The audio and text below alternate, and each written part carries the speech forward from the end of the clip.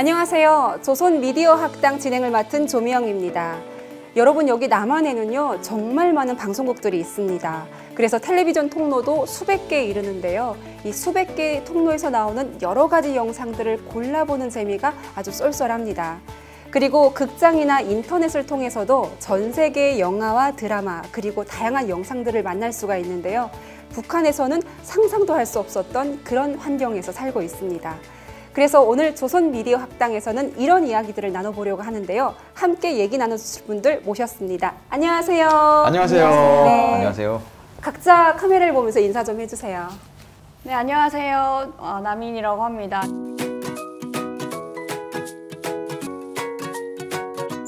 남한에 와서 무엇보다 TV를 너무나 사랑하고 있고 정말 못 본 드라마가 없을 정도로 굉장히 하루 종일 TV만 보고 있는데 그래서 더욱 이 시간이 저에게는 너무 좋은 시간인 것 같습니다. 네, 감사합니다. 네, 안녕하세요. 최성국입니다.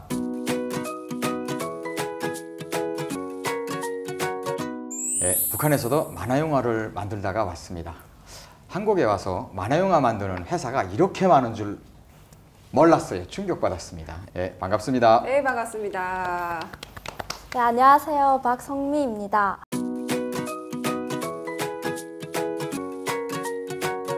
북한에서는 아재 영화를 엄청 많이 봤고요. 한국에 와서는 웹툰에 헐떡 빠져갖고 지금도 살고 있습니다.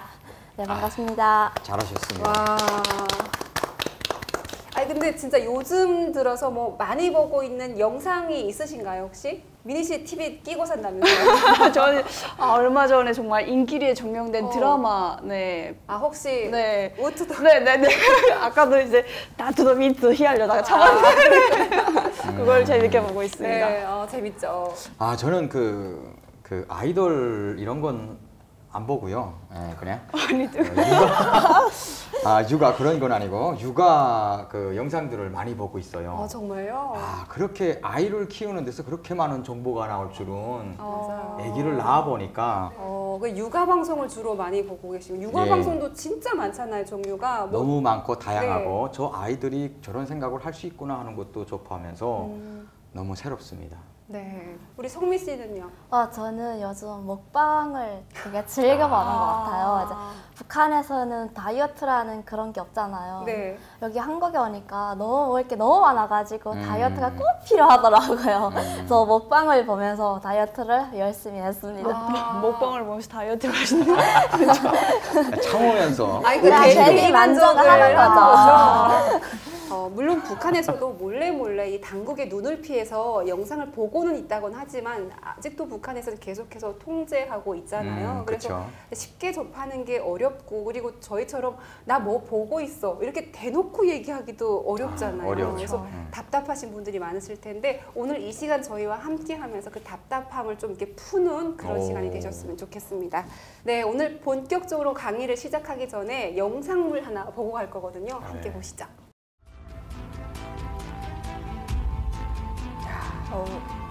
연예인병이 있는 것 같아요. 이게 멋있네.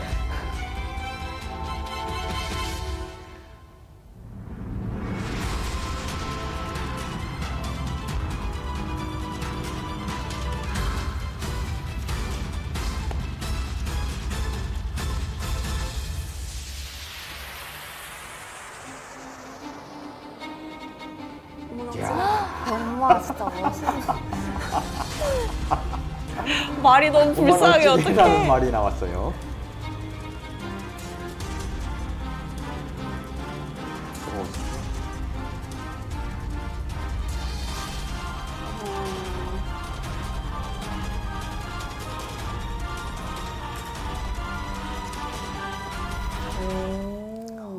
이걸 지금 네. 북한이 만든 거예요? 네, 북한이 만든 거예요. 오, 갑자기. 아니, 저는 이게 네. 북한에서 봤으면 야, 우리 원수님이 세련됐구나. 멋있구나 했겠는데 네네. 그래서 여기서 남쪽물 좀 먹고 봤더니 네. 이렇게 좀 오글거리네. 성미 씨는 어떻게 봤어요? 저는 저 영상을 북한에 탈북하기 전에 보고 아. 왔는데 또 여기서 보고 있네요. 그러면 오. 북한에서 봤을 때 느낌하고 지금 느낌하고 조금 달라졌을 수도 있을 것 같아서. 그래서 북한에서 봤을 때 진짜 멋있다. 이제 엄청 젊으신 분이잖아요. 그래서 네. 엄청 큰일이네. 멋있다. 이제 진짜 그 백마가 보이는 게 아니라 원스님이 보여서 멋있다 이렇게 했는데 지금은 이런 영상들 접하면 진짜 북한의 연예인이네. 진짜 최고의 연예인이잖아요. TV만 틀면은 보이니까 이제 북한의 연예인이네. 그냥 이 정도. 이제 좀 더 살다가 다시 보면 그때는 아우 내 눈 막 이럴 수 있어요. 네, 저희가 지금 영상을 봤는데 저도 이렇게 약간 말문이 좀 막히긴 했어요. 무슨 말을 해야 될까 지금 고민을 잠깐 했는데 이 영상을 왜 이런 영상을 만들어가지고 북한 주민들에게 보여주고 있는지 사실 궁금하잖아요. 네. 그래서 오늘 저희가 이거와 관련해가지고 다양한 얘기를 해주실 분을 모셨습니다. 강연을 해주실 선생님 있거든요. 여러분 박수로 한번 모셔볼까요? 오. 선생님 나와주세요. 네, 안녕하세요. 반갑습니다. 김문환입니다.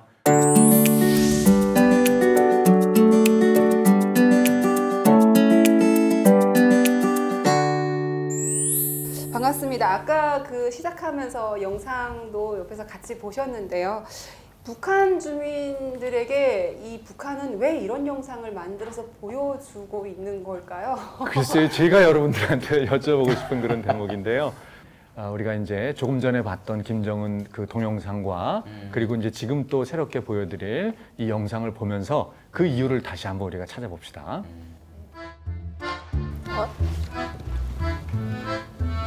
누구? 러시아 대통령이네요. 오. 얘네는 다 정한 와. 100만 또. 아, 좀 100만 아니네. 여기도 말 타고 나타나요, 그죠? 말을 타. 맞아. 푸틴은 몸에 자신이 있나 봐요. 저렇게 딱 보신 거 보니까. 자, 이제 제가 여러분들에게 한번 질문해 보겠습니다. 여기 지금 영상에서 봤습니다만 푸틴 러시아 대통령이 주현절이라고 하는 그 러시아 정교의 그 종교 행사에서 그 겨울에 모스크바는 굉장히 춥잖아요. 북한도 춥지만 위도가 고위도이기 때문에 그래서 러시아는 더욱 추운데 모스크바는 그 추운 영하 10도, 20도 되는 데서 강물을 깨고 그 찬물에 옷을 벗고 말을 또 이렇게 타고 달리면서 총도 쏘고 이렇게 했단 말이죠. 푸틴 대통령은 왜 이런 영상을 만들었다고 생각을 하세요? 자기 몸을 자랑하고 싶었어. 자랑하고 싶다. 내가 이 나이에도 이 정도다. 배 하나 안 나왔다. 이런 걸 보여주고 싶어서. 우리 성국 씨. 아니 저는요 그 처음에 봤을 때는 아 잘 먹으니까 안 춥구나 이렇게 진짜 그렇게 생각했다가 그 다음부터 아 저 왜 아직 모르겠어요. 강한 이미지 그런 느낌도 좀 들고 그렇습니다. 저는 처음에 딱 봤을 때 몸 자랑하러 나왔나 이제 이렇게 생각을 했었는데 나는 대통령인 것만큼 일반 사람이랑 다르다. 이런 강한 모습들을 보여주는 그런 네, 우리 세 분의 대답에 다 답이 들어 있어요. 그래서 이제 그거를 종합해서 이렇게 다시 한번 얘기를 해보면 푸틴 대통령이 나 이 정도야 자랑하는 거죠, 그죠? 나 이렇게 세, 나 이렇게 강해, 그죠? 누구한테 자랑할까요? 러시아의 적대국인 미국? 아니면 뭐 유럽 연합이 아니죠. 그렇죠. 미국 국민이나 그렇지. 유럽 연합 국민들이 저 푸틴의 저 모습을 보고 오 푸틴 무서워 그렇게 생각할까요? 푸틴 멋있다? 고심 그렇게 치죠. 생각 안 할 거란 말이죠. 맞아요. 성욱 씨 말대로 코웃음 칠 수도 네. 있거든요. 그럼 결국 제가 조금 전에 말씀드린 대로 푸틴은 누구를 향해서 자랑질을 하는 걸까요? 자국민을 향해. 그렇죠. 우리 진행자 미영 씨 말씀처럼 자국민들을 향해서 내가 이렇게 강한 거야. 내가 아직 건재해. 나 아직 죽지 않았어. 이거를 보여주는 거죠. 그래서 푸틴 대통령이나 그다음에 김정은이나 두 사람 그 영상의 그 공통점은 마치 뭐 같아요? 지금 뭐 보신 것 같아요? 드라마나 영화 본 것 같잖아요. 아 그죠? 주인공 그렇죠. 그 백마탄 주인공. 왕자 맞아요. 뭐 이런 성국 씨 얘기한 예. 것처럼 주인공이 죽는 거 봤어요, 영화에서? 아니죠. 주인공 굉장히 드문 그거 얘기예요. 있죠. 이건 기록되고. 그러면은 영화에서 드라마에서 주인공은 아주 그 불사의 어떤 강한 모습을 보여주는 것처럼 국민들에게 푸틴 대통령이나 김정은은 나는 죽지 않아. 난 이게 강한 사람이야. 난 세. 이런 거를 갖다가 과시하기 위해서 이제 보여주는 건데 예를 들어서 우리가 쉽게 이제 아까 그 이 대륙간 탄도탄 ICBM 발사하는 장면도 나왔었잖아요. 네. 그거를 그냥 저런 영상이 아닌 그 글 기사를 통해서 문자로다가 대륙간 탄도미사일 발사 성공, 뭐 축하라고 그런 것만 받거나 아니면 또 말 타고 다닐 때 김정은이 그냥 2021년 뭐 위대한 승리의 해 이런 걸 우리가 자막으로만 글자로만 본다 그랬어요. 얼마든지 그렇게도 만들 수도 있잖아요. 네. 근데 왜 굳이 어렵게 저렇게 영상을 동영상을 만들었을까? 저거 사실 말 타다 떨어질 수도 있고 몸도 비대한 김정은이 말 타다가 잘못하면은 위험한 일이 생길 수도 있고 NG가 여러 번 날 수도 있고 힘든데 왜 저런 동영상을 만들었을까? 그죠? 네. 네. 자, 요걸 우리 성국 씨가 한번 큰 소리로 한번 읽어봐 주시겠어요? 소련 병사 100만 명 사망이라는 문자 기사보다 소련 병사 한 명이 피 흘리는 시신 사진 한 장이 더 큰 영향력을 발휘한다. 이오시프 스탈린. 그러니까 소련 병사 100만 명이 2차 세계대전 때 죽었다. 이런 기사를 아무리 많이 접하는 것보다 비참하게 죽은 병사의 사진 한 장 딱 보여주는 게 그것이 소련 국민들에게 어떤 더 큰 어떤 자극 요소가 된다라고 하는 것을 간파했던 거죠. 스탈린만 그걸 알았을까요? 아니죠. 지금 북한을 통치하고 있는 김정은. 김정은도 네, 알았겠죠. 이런 사실, 이미지가 사람들 생각에 가장 큰 영향을 미친다고 하는 것을 정확하게 알고 있다. 우리가 이제 이렇게 생각을 해볼 수 있는 거죠. 그쵸. 그래서 사진 하나 우리가 더 보면은 가장 또 최근의 사진이죠. 여러분들 많이 보셨죠, 그죠? 네. 누구죠? 우크라이나의 여기. 젤렌스키 대통령. 그렇죠. 우크라이나라고 하는 최근에 러시아의 공격을 받아서 굉장히 나라 자체가 곤경에 처해 있는데 옆에 있는 사람은 누굴까요? 군인인가요? 네. 그쵸, 군인이었죠. 전쟁터에 나가서 나라를 지키고 국민의 안전을 보호하기 위해서, 안전을 보장하기 위해서 전쟁터에 나갔다 다쳤단 말이죠. 예. 그 다친 군인을 위문하는 저 사진 한 장. 그러니까 젤렌스키 대통령이 국민을 향해서 우리 다 같이 러시아에 맞서 싸웁시다, 우리 총을 듭시다 이렇게 아주 많이 얘기하는 것보다 이런 사진 한 장으로서 딱 보여줄 때 국민들에게 더 큰 효과를 볼 수가 있는 거죠. 굉장히 친해 보이지 않나요? 그러게요. 원래 그쪽에 대통령 옆에 있으면 병사는 울어야 되는 거 아닌가요? 그죠? 막 북한에서는 감격해서. 이렇게 하고 있어야 되는데 친구 같은 네. 그런 모습이 이번 기회에 선생님께서 이 미디어가 무엇이고 그리고 또 그 미디어가 어떻게 발전하고 변화해 왔는지 그 과정을 좀 자세히 말씀을 해주신다고 해가지고 지금 기대를 하고 있거든요. 네네. 제가 또 한번 여쭤봐야겠는데 여러분들에게 이쪽으로 이제 그 남한으로 오기 전에 북에서도 미디어라는 단어 그런 말을 사용했었나요? 저도 미디어란 말을 한국에 와서 배웠던 것 같아요. 성국 씨는? 저는 좀 평양에서 좀 나름 잘 나가가지고. 음. 예, 아니 근데 그 컴퓨터가 2000년대 초반에 들어와서 컴퓨터 하는 국서수반 멀티미디어. 근데 또 중앙당 선전선동부에서 이제부터 다매체라고 말해라. 그래갖고 다매체 그렇게 불리웠죠. 그러니까 맞아요. 멀티미디어인데 멀티가 이제 여럿이니까 다매체라고 그다음에 해라. 이제 미디어를 매체로. 오, 되게 잘 나가셨나 보다. 저는 처음 들어봤어요. 멀티미디어를 아셨다는 게 너무 놀랍네요. 국지가. 예. 미디어라는 말은 사실 북한에서 거의 쓰지 않았기 때문에 저도 저희 제목 얘기하면서 이걸 언제 풀어드려야 되는데 이러고 있었거든요. 예. 바로 이제 쉽게 그냥 얘기하면 여러분들이 북에서 경험했던 노동신문이나 조선중앙TV 그리고 남한사에서 보고 있는 그 수많은 TV들, 그다음에 신문들, 또 인터넷 이것들이 전부 다 이제 미디어인데요. 자, 예를 들어서 이제 그 조금 전에 우리가 봤던 김정은의 동영상, 그래서 말을 타고 자신의 강한 모습 그런 그 인상을 김정은이 이제 심어준다 그럴 때에 국민들에게, 북한 주민들에게 그거를 북한 주민 한 사람 한 사람을 만나거나 아니면 어느 동네나 도시 한 군데 일일이 다 다니면서 그쵸. 내가 이렇게 그 말 타고 나타나는 우리 민족의 태양이야라고 하는 것을 보여준다 그러면 그거 되겠어요? 그쵸. 한 달, 1년, 2년 걸릴 수도 있잖아요. 다이어트 그죠? 하겠네. 안 되지. 네. 예. 그러면 가운데에서 무엇인가 그거를 대신해 주는 게 있어야 되잖아요. 그죠? 네. 바로 이것이 이제 이 미디어가 되는 거죠. 그래서 이 미디어라는 것은 이제 라틴어인데 원래는 미디엄이에요. 미디엄. 그래서 예를 들어서 이제 여러분들하고 저하고 사이에 지금 뭐가 있죠?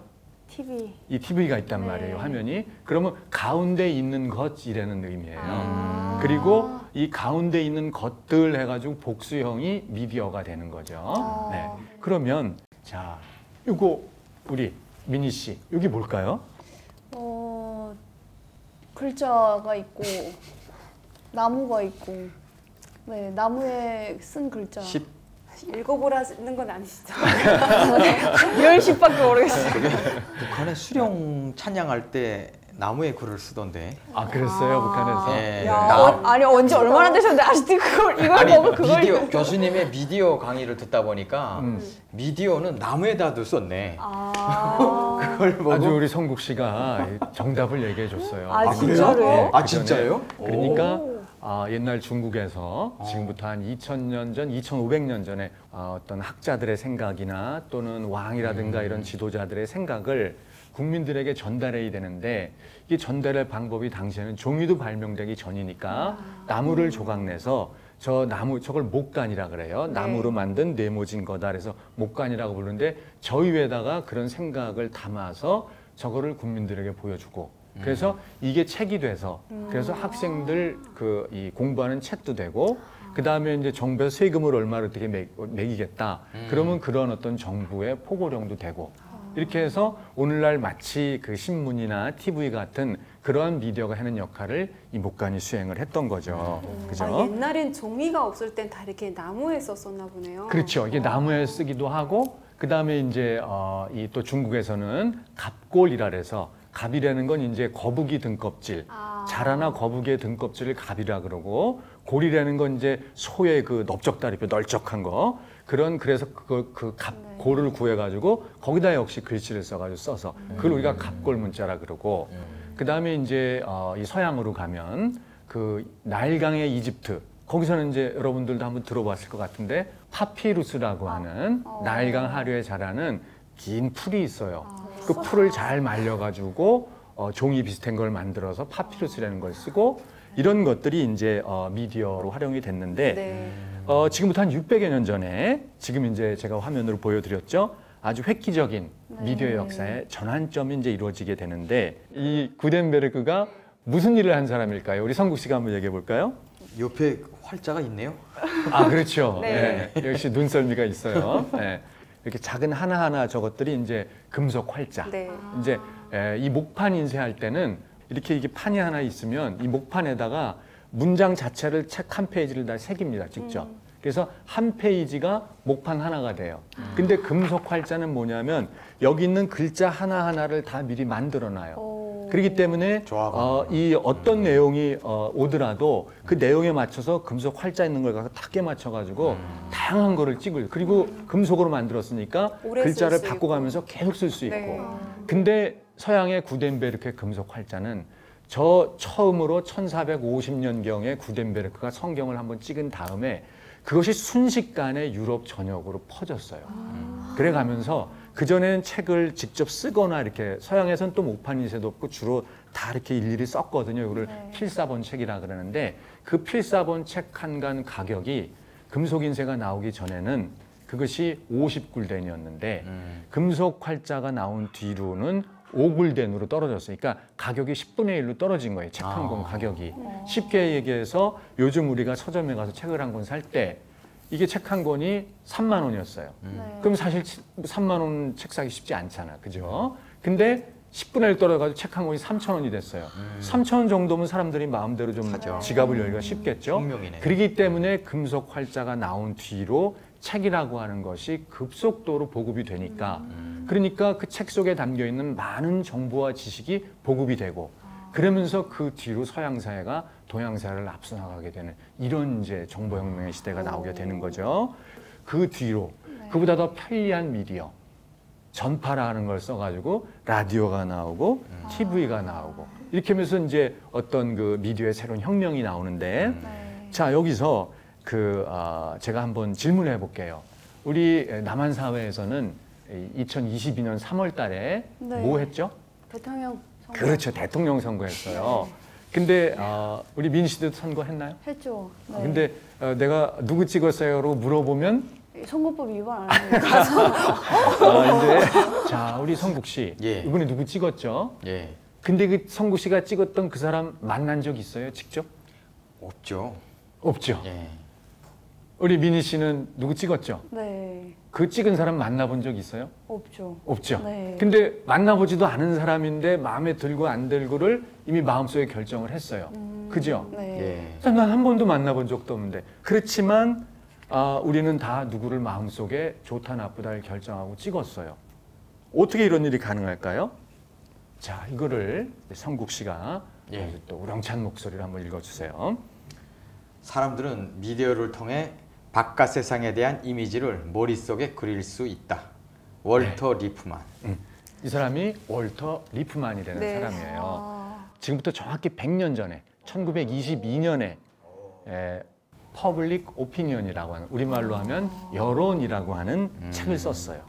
그 여기에서 한 말이 바로 저 말입니다. 네. 그러니까 사람들이 네. 미디어에 나오는 내용을 접하면서 바깥 세상에 대한 이미지, 그러니까 바깥 세상에서 벌어지고 있는 어떤 사건을 네. 이해하고 또 바깥 세상에 있는 내가 만나보지 못했던 사람들에 대해서 이 사람이 이런 생각을 갖고 있는 사람이구나, 이 사람이 이런 정책을 갖고 있구나, 이런 것을 갖다가 접해서 알 수 있다.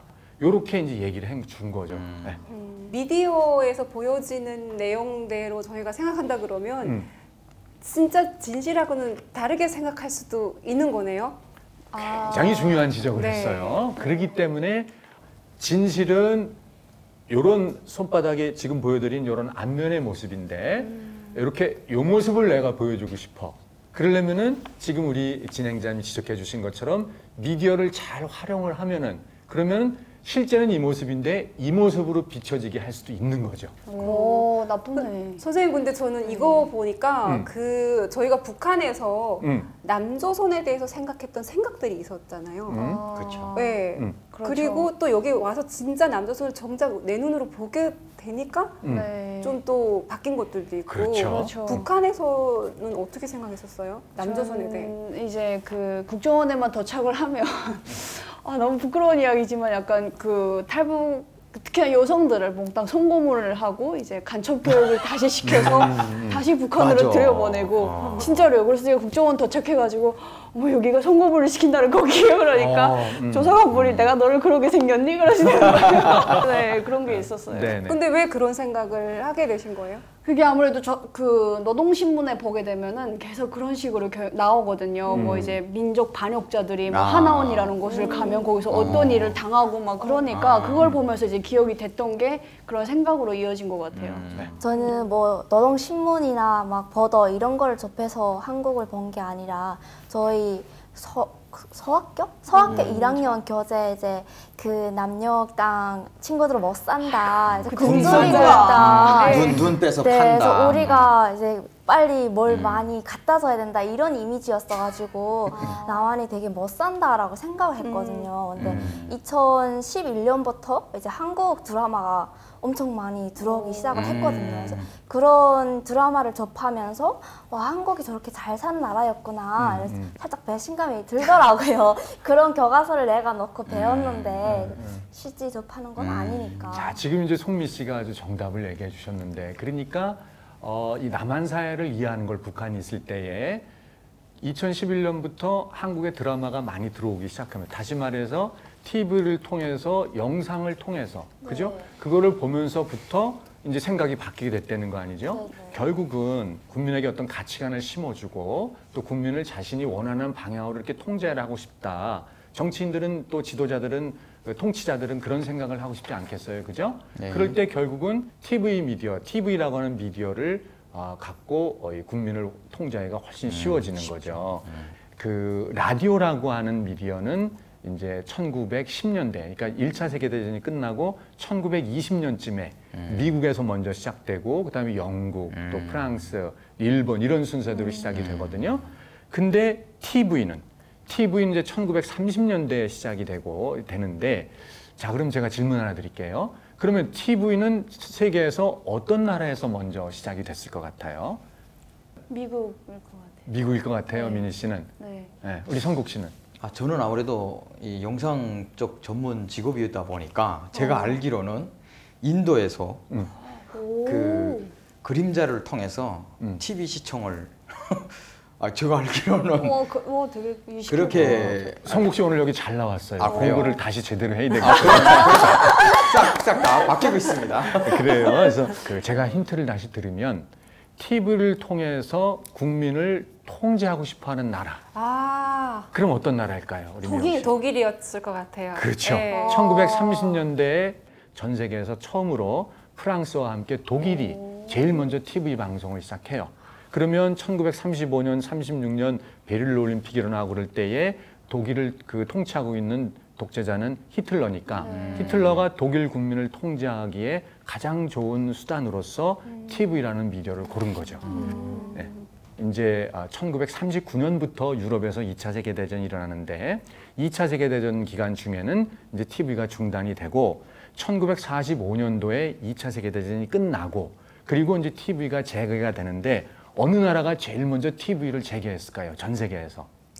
아무래도 승전국이 승전국 중에서 그죠? 네. 승전국. 미국도 승전국이고 영국도 네. 승전국이고 프랑스도 승전국이고 소련도 승전국인데 그러면 어느 나라에서 먼저 TV를 시작했을까요? 이건 또 소련인가요? 그렇습니다. 그럴 것 같아요. 그러니까 아까 민희 씨가 얘기했던 대로 네. 독일 2차 세계대전 전에는 독재 국가인 독일에서 제일 먼저 TV를 시작하고 2차 세계대전이 끝난 뒤에는 1945년 5월 7일 독일이 항복하면서 2차 세계대전이 끝나고 바로 그 5월 말에 소련에서 TV 방송을 다시 시작합니다. 네. 이 두 가지 TV 방송을 누가 먼저 시작했느냐에서 독일과 소련이라고 하는 대표적인 어떤 독재자 통치 국가 여기에서 TV를 가장 먼저 시작했다는 데서 TV 미디어가 국민을 통제하기에 제일 좋은 수단이 아니겠는가 이런 걸 우리가 이제 들여다볼 수 있는 거죠.